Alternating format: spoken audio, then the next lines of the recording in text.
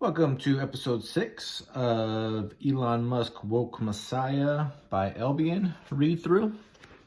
When we left off, I believe we were on this page.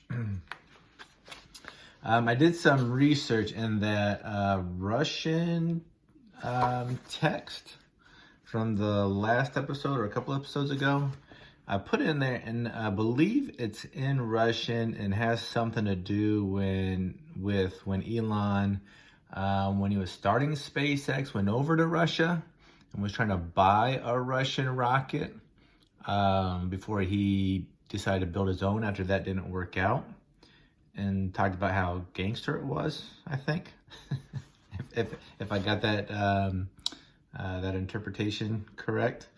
But yeah, kind of interesting. So I don't know if we'll come across any more Russian in this book, but I believe that was the gist of that part.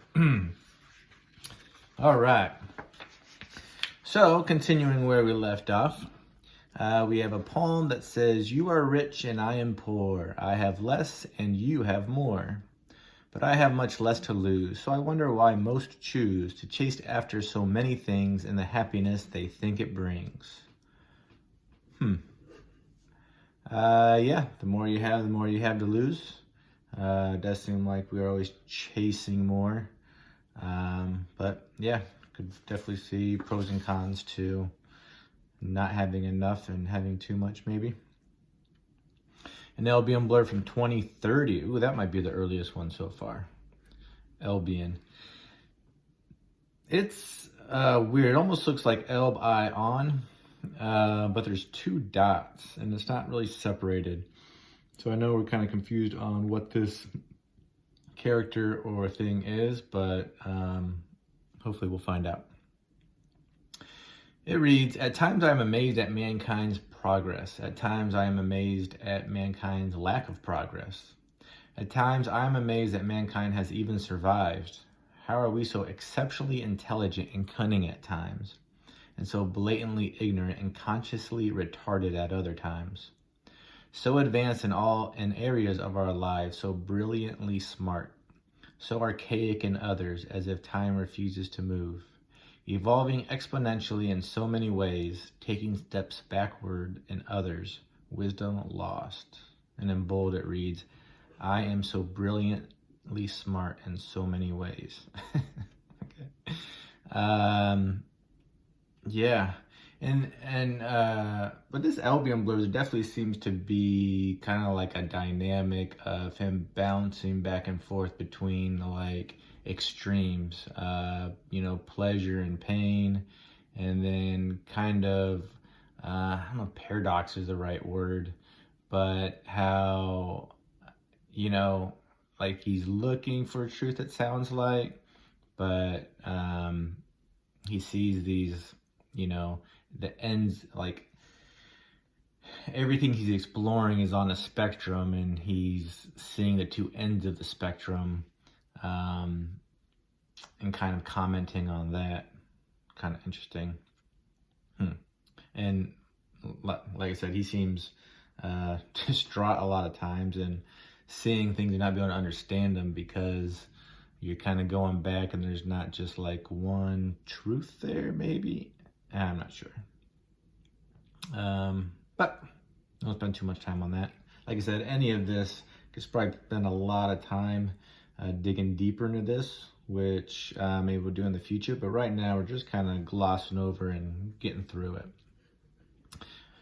Next is a Bertrand Russell quote, which again, he is apparently, or Elon is Bertrand reincarnated, based on earlier in the book. And it reads, "The fundamental cause of the trouble is that in the modern world, the stupid are cocksure, while the intelligent are full of doubt." Yeah. Not knowing much and being confident, I could see that being frustrating or not helpful, especially when the intelligent are more cautious because they know what they don't know. Like that. I've seen Bertrand Russell's quotes before. I like a lot of them. They call him a polymath. I think I looked that up, and I think that's just someone who's like into a lot of different subjects. So he's into math and philosophy, commented a lot, it looked like, on religion and government.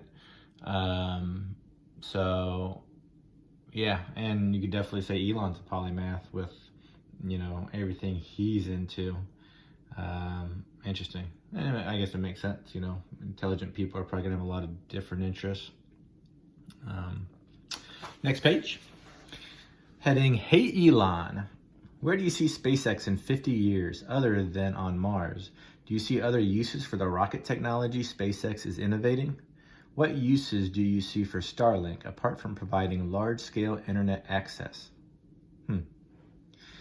Yeah, it obviously, well, it seems like Elon is working on a way longer timeline than most. So when he's doing that, you wonder, with his companies, what he's predicting, what he's planning out. Probably most of us are just seeing like the next step, but how many steps ahead is he planning? Would be interesting to know. Next LBM blurb from 2040 reads, children want to learn. It is schooling that is flawed. Why do we teach minute details they will soon forget? Details they will never use, yet presumably important. Teach them to read well and show them a library. Teach them how to socialize peacefully and let them practice. Teach them the dynamics that invariably govern all subject areas. Teach them to teach themselves. Teach them to wonder aloud. Teach them to question everything and how to find answers. Children want to learn. It is schooling that is flawed. I think a lot of people would agree with that. It kind of reminds me of that Mars segment previously in the book where it says students learn how to read first so that they can kind of navigate education themselves to some degree. I don't know, education doesn't, it seems like it's huge. It's basically what you're programming the next generation with, right? So how seriously are we taking that? And then below that is, I don't know, are these things called acrostic? I've heard of acrostic poems. This thing looks like an acrostic phrase, maybe, where you take a word, and this one is starship, and then each letter is the first letter of another word or phrase. And this one reads, SpaceX travels at raptor speed heading into paradise. Okay.